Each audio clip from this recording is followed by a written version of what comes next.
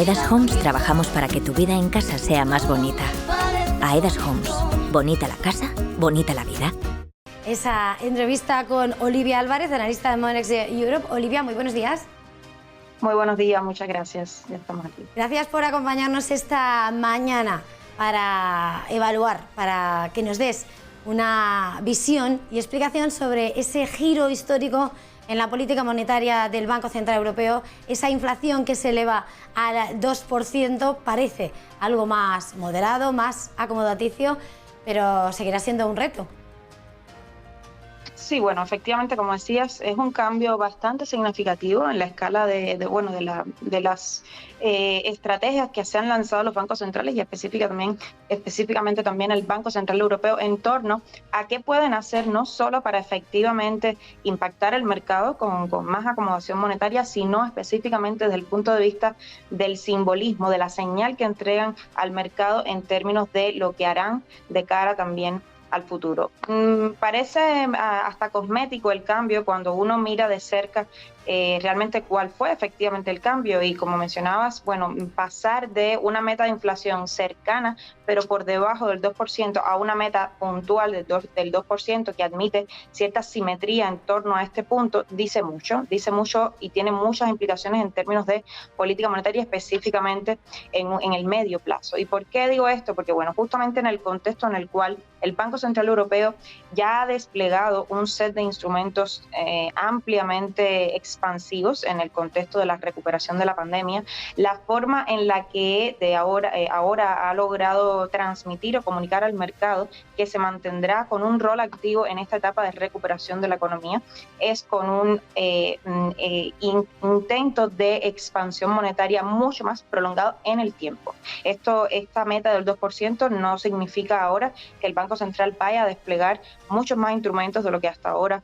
ha puesto en circulación, sino que probablemente estas herramientas que ya ha desplegado pues estarán mucho más sostenidas en el tiempo de lo que probablemente se hubiera pensado si la meta es justamente llegar a ese 2%. Hay una distancia prudente que el Banco Central Europeo hace en relación a la meta promedio del 2%, que por otra parte se trazó la FED hace no mucho tiempo, también en una especie de revisión estratégica. Y esto quiere decir que la simetría justamente tiene que ver con el hecho de que ninguno de los dos tramos alrededor del 2% es deseable,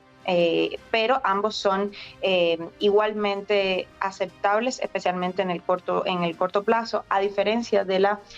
meta promedio, por ejemplo, que tiene la FED, que supone que ciertos periodos de excesiva inflación deben ser de alguna forma compensados con inflación más baja. Y justamente el BCE lo que trata de buscar con esta meta simétrica es buscar esos periodos donde la inflación, cómodamente esté, digamos, por encima del 2%, pero tienda nuevamente hacia ese 2% sin necesariamente tener que volver a un entorno de precios bajos. Y eso es una señal muy importante, específicamente en este periodo de recuperación, porque deja bastante claro la intención del Banco Central Europeo de mantener muy activamente el estímulo monetario, en este caso, para soportar a la economía europea de cara a esta recuperación.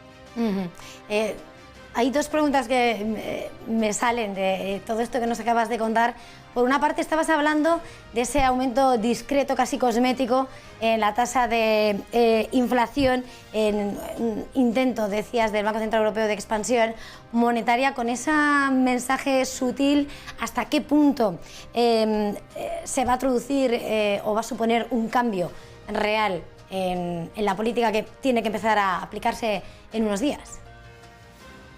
Bueno, justamente yo creo que además otra función muy importante que cumple este cambio en el diseño de los objetivos de manera estratégica del banco es justo permitirse también cierta flexibilidad. Con esta meta simétrica, el Banco Central Europeo está claramente diciendo que es posible que la inflación supere el 2% sin que eso genere justamente una intención o una necesidad de volver a ajustar todos los instrumentos de política monetaria, y yo creo que eso es nada menos acertado para un momento como el que estamos viviendo, donde hay muchos efectos de carácter transitorio fundamentalmente que están afectando esa noción de inflación de bienes y especialmente de servicios en el contexto donde las economías se están reabriendo, donde también todavía quedan muchas restricciones por el lado de la oferta, muchas restricciones también en el mercado laboral, y que son efectos que de manera ilusoria generan la impresión de que los precios se están recuperando muy rápidamente y ya estamos llegando justo al estado deseado en términos de inflación. Y básicamente con este cambio de diseño, el Banco Central está trasladando a los mercados el mensaje de paciencia.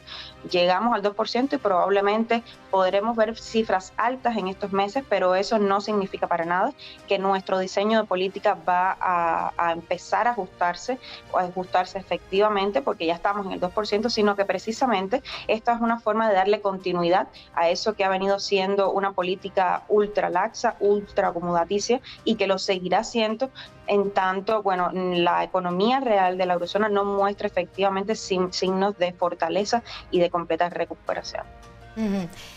Antes de despedirnos, Olivia, quería preguntarte, decías que esta revisión estratégica va acompañada de un mensaje de apoyo a la recuperación económica, deja impronta sobre la política monetaria y sobre la moneda única. ¿Cómo va a sentarle este cambio al euro que podemos esperar también de cara a las divisas? Muy bien, sí, bueno, paradójicamente el euro ayer se apreció mínimamente o marginalmente, digamos, mientras estas noticias estaban ocurriendo, aunque también en el contexto de un mercado financiero también movido, digamos, por otros factores. Por ejemplo, la publicación de las actas de la FED que habían salido la noche anterior, que de hecho tuvieron un mensaje un tanto más dovish de lo que quizás el mercado estaba esperando, o también, y esto es muy relevante, el sentimiento de riesgos que otra vez está volviendo a los mercados en torno a esta potencial expansión de la variante Delta del virus, y que ha generado también, ha comenzado a generar la impresión de que el panorama macroeconómico global todavía está plagado de riesgos, y es una realidad. Y bueno, con lo cual quiero decir que esta apreciación que de alguna forma vio el euro ayer tras estas noticias realmente no nos dice mucho en torno a qué puede aportarle esta política, este nuevo diseño de la política monetaria del Banco Central Europeo a la moneda única. En términos más tendenciales o de largo plazo, podríamos decir que una política con un sesgo ahora un tanto más acomodaticio, un tanto más laxo, un tanto más marcado por una pauta de inflación que en el caso de la eurozona probablemente será más difícil alcanzar. Esto podría obviamente imprimirle a la moneda un tono de cierta debilidad, especialmente si la comparamos con el espejo, digamos, si la vemos en el espejo de la política monetaria de la FED, que tiene ciertamente un tono un tanto más agresivo en términos comparados con la política del Banco Central Europeo. Sin embargo, yo creo que hay varias pautas que un poco rompen esta relación, y una tiene que ver justamente con un elemento que también señalaba el Banco Central Europeo en esta revisión estratégica, que tiene que ver con la forma en que se mide justamente la inflación acá en la eurozona, y hablaban de cómo probablemente el precio de la vivienda está subrepresentado en esos índices de inflación que utiliza el Banco Central para hacer el diseño de política económica. Por otra parte, también hay muchos elementos asociados y tiene que ver con las capacidades potenciales con las que la economía de la eurozona se puede efectivamente recuperar de la crisis, y la impronta que eso le puede trasladar también a la política monetaria y especialmente a la psicología del mercado. Si el mercado percibe que estas políticas continuistas expansivas están siendo efectivas en la recuperación de la eurozona, probablemente eso le imprima un sesgo más dinámico, digamos, al euro frente a sus principales rivales de cara a los próximos años. Pero ya veremos cómo evoluciona esto. De momento, el Banco Central Europeo ha marcado una línea muy clara sobre la arena al dejar bastante claro el hecho de que va a estar ahí para apoyar esta recuperación económica, y que va a mantener un rol muy activo en tanto la economía todavía avance o salga progresivamente de este gran impacto que ha traído la pandemia. Pues Olivia Álvarez, analista de Monex Europe, muchísimas gracias por dedicarnos este tiempo a explicarnos este cambio en la estrategia de política monetaria del BCE y en qué se va a traducir. Muchísimas gracias y hasta la próxima. Muchas gracias, buen día.